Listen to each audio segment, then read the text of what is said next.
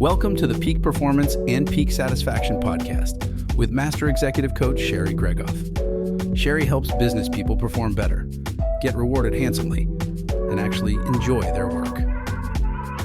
After having her own career turnaround, she now helps other high-powered business professionals experience the same. Join the movement to work differently. Welcome to the podcast. It's great to have you here. It's comp season for many industries. Annual compensation decisions are communicated to individuals, including salary raises, incentive compensation, and equity awards. In this episode, I show you how to cut through the emotion to focus on the facts and decide your next move. Before we jump in, I want to shout out one of my clients who had a win in this area. Here is the quote from her. "I was calm in the conversation because we had prepared together. I used to be afraid of my leaders, but now I speak openly about my comp with them." This client was committed to preparing thoughtfully ahead of receiving her compensation communication. She gathered data on the firm's financial results, her business outcomes, and her individual results. She kept an open ear to any indications of how the firm's performance was shaping up for the year, and asked her leader for any indication to set her expectations ahead of time. She gathered the metrics on her contributions and that of her group in case relative performance was raised. She linked recent direction from the top of the firm to the impact she had been driving all year.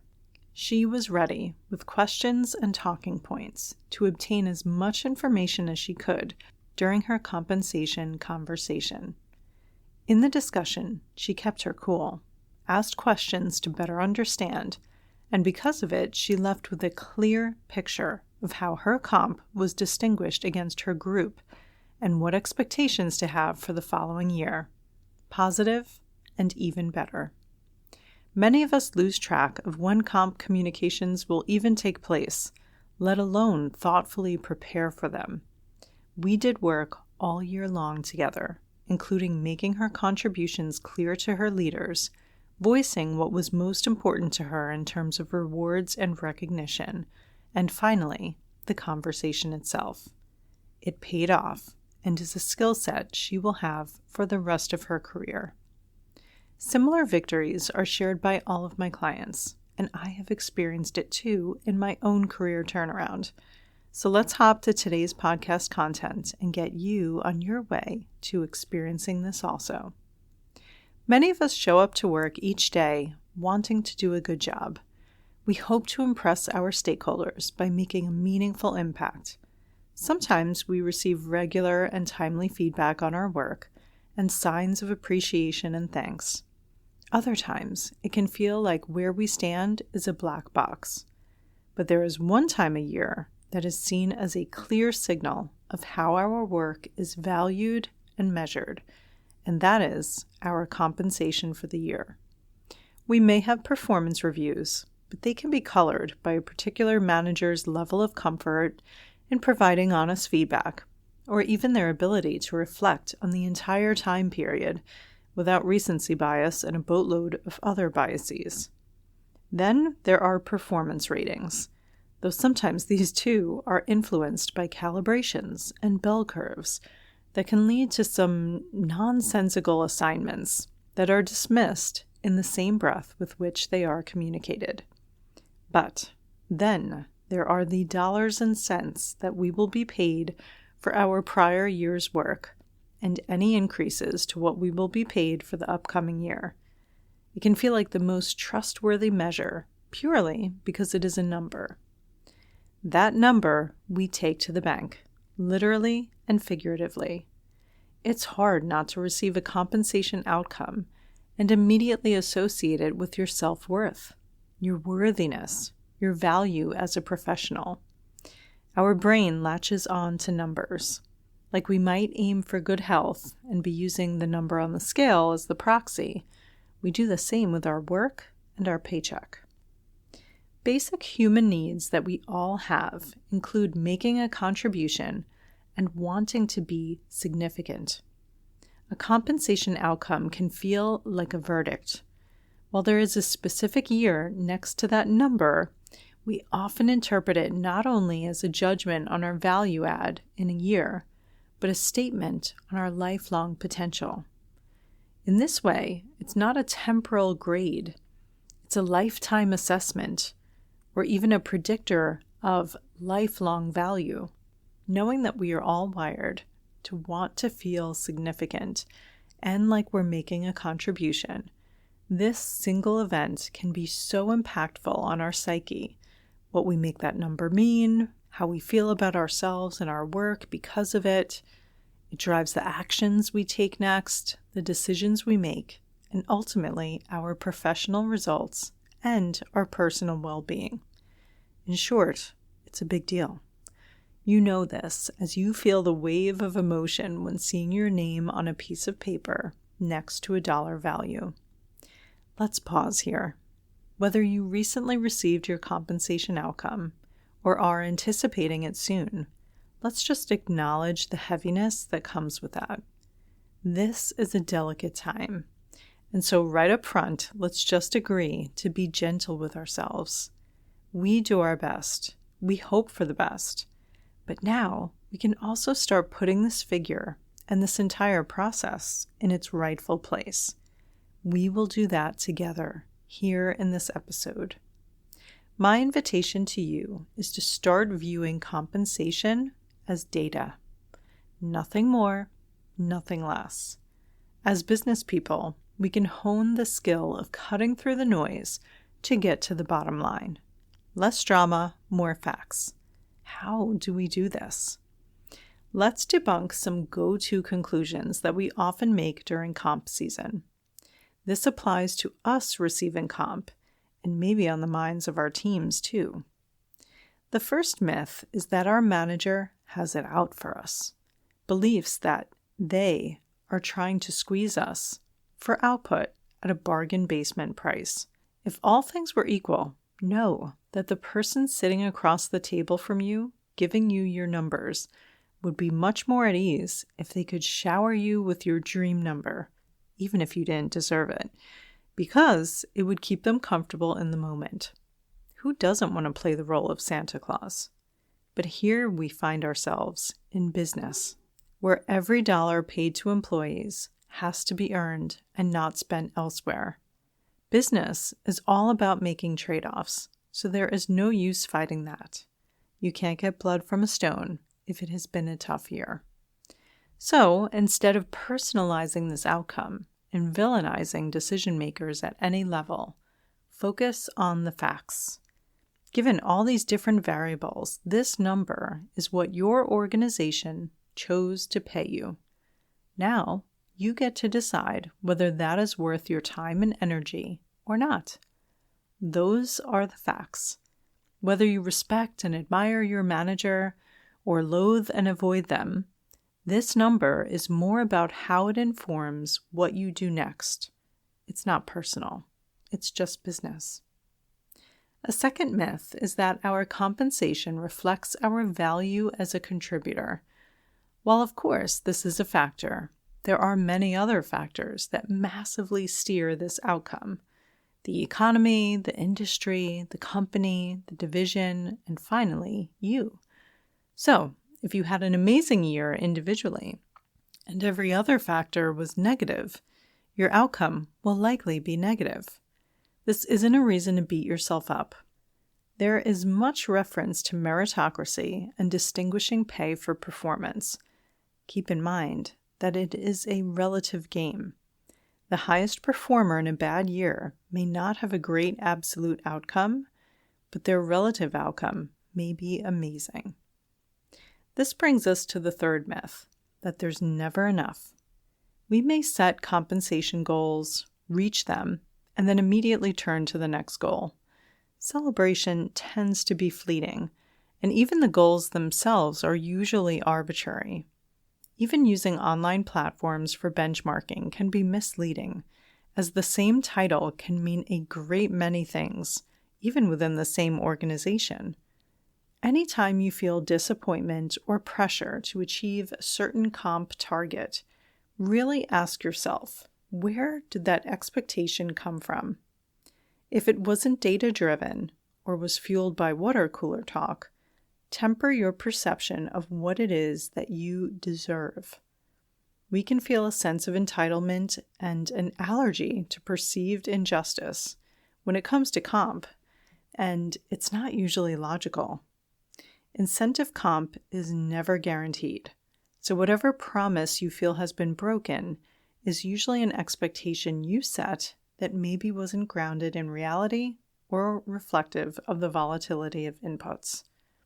Which brings us to our fourth myth. Money is everything. Our brain will oversimplify to make our complicated relationship with our work easier to process. We tell ourselves we just work for the paycheck, or that we are coin-operated. That's not really true. If the job was torture for a great salary, we wouldn't actually choose it. Reject this oversimplification that money is the only important thing. During this season in particular, we tend to forget about the content of the work, location, environment, flexibility, culture, colleagues, and a myriad of other attributes about our career that have a meaningful impact to the quality of our life day to day. If it was only about the money, then you wouldn't care about your safety or hours or what you do during those work hours. Let's turn now to some wisdom that I have learned from playing every role in comp, from receiving comp outcomes to deciding comp outcomes to delivering comp outcomes, negotiating outcomes, structuring comp, and everything in between. I've delivered outcomes that were received with happy tears, and I've empathized with tears of disappointment, been met with recipients who were speechless with gratitude and speechless with fury. The full range of human emotion takes place around this single milestone, so let's soak up some tried and true learnings. First, focus on the trajectory, not the year-over-year change.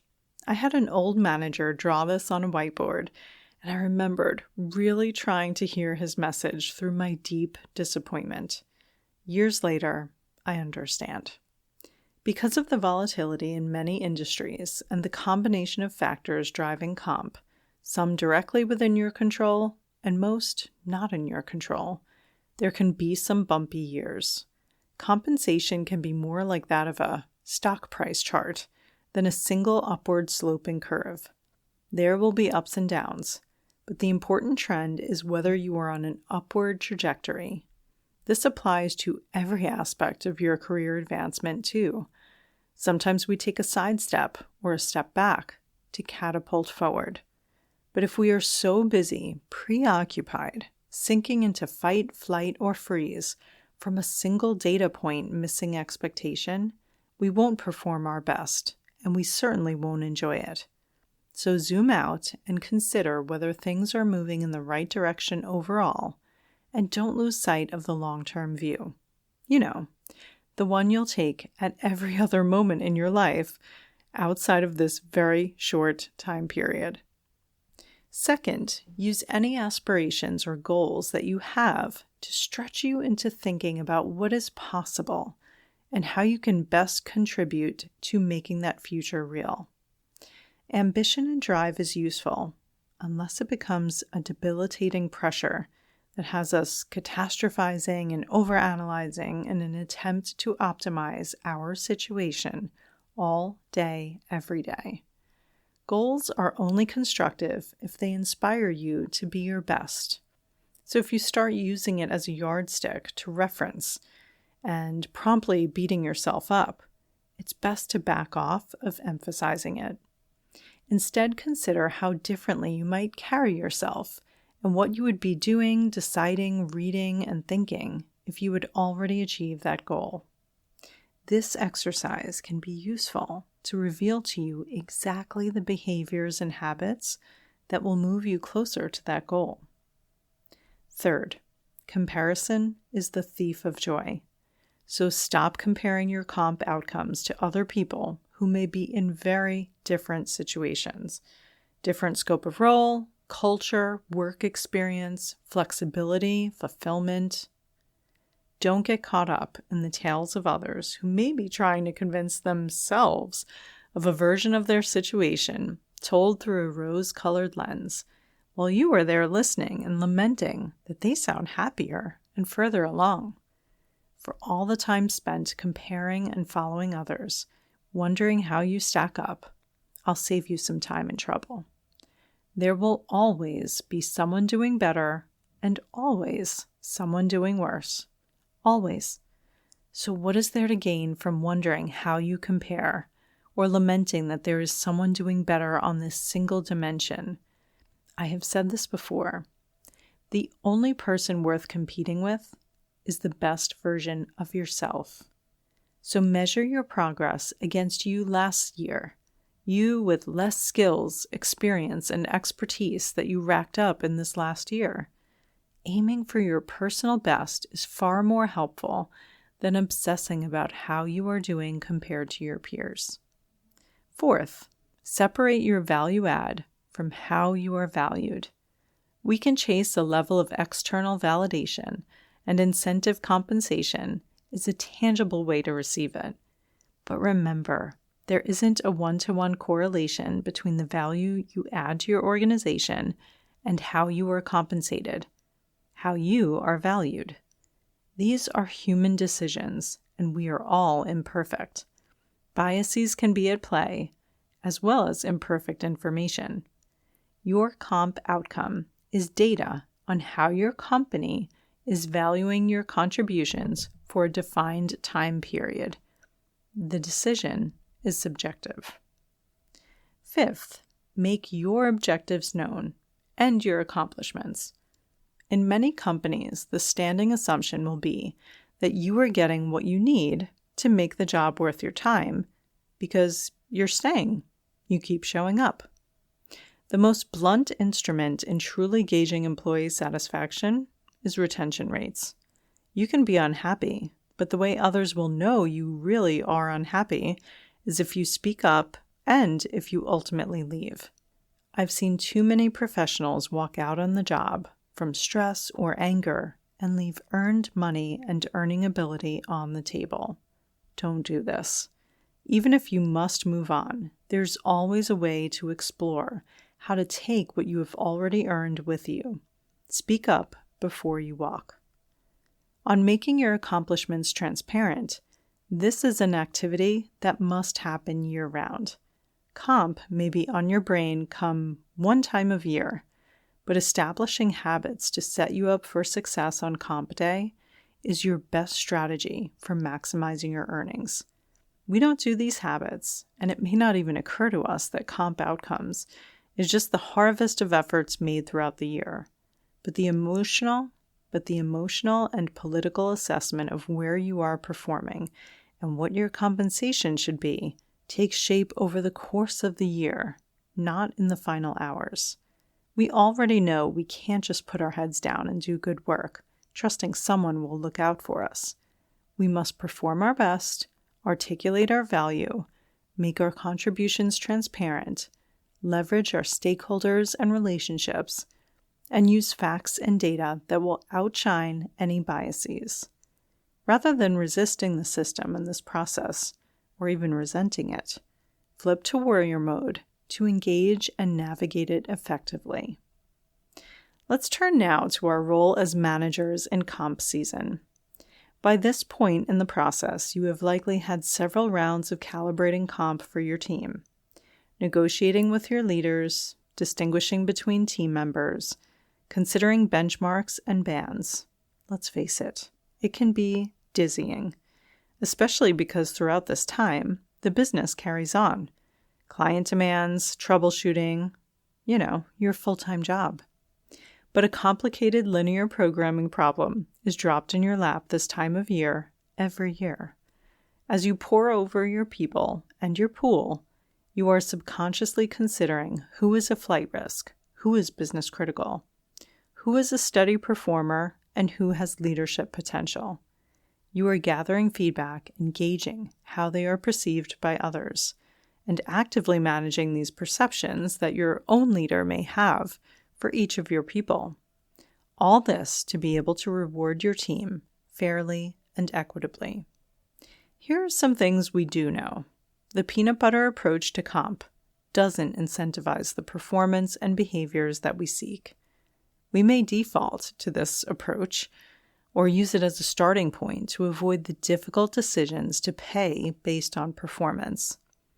The result of paying everyone just enough, spreading the comp you have around to everyone there, is that everyone expends just enough effort to stay employed. This is an opportunity to distinguish between performers and provide clear feedback.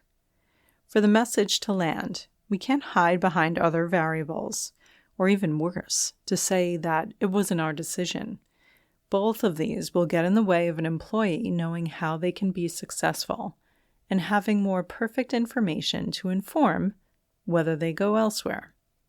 If we water down the message that they either need to improve or move on, they are likely not going to take it seriously enough to do enough to turn the situation around. Being clear is kind, even when it's uncomfortable. It's the best way to help them improve and succeed.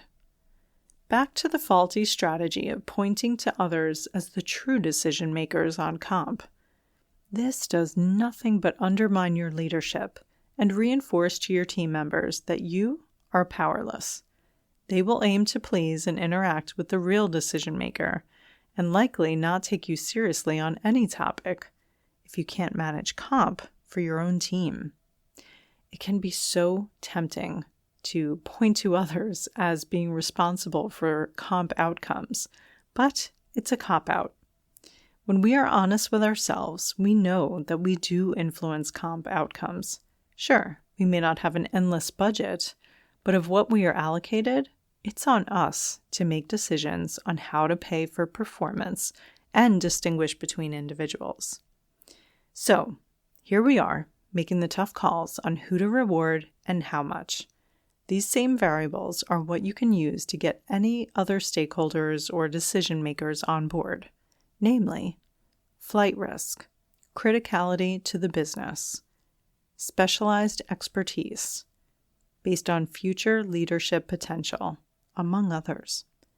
This is compensation for a specified period of time, and the performance rating should be paramount, but this context is crucial for distinguishing between your people and garnering support for the pay outcomes that you think will help the business most. Let's double-click here. What will help the business most? Also known as doing the right thing. Not taking care of the people who look like you or are from where you're from. Rewarding based on performance to best set the business up for success. Not paying the squeakiest wheel or your boss's favorite or the person who always backs your ideas. Sometimes these biases creep into our comp decisions subconsciously. So rather than dismissing these as something we would never do, hear them out and evaluate critically whether you have one or a few to address. I'll call out 3 here. Recency bias. Who did a great job last week when the comp period is really meant to reflect a full year of work? Similarity bias. Who looks like you, sounds like you, talks like you, thinks and communicates like you? Proximity bias.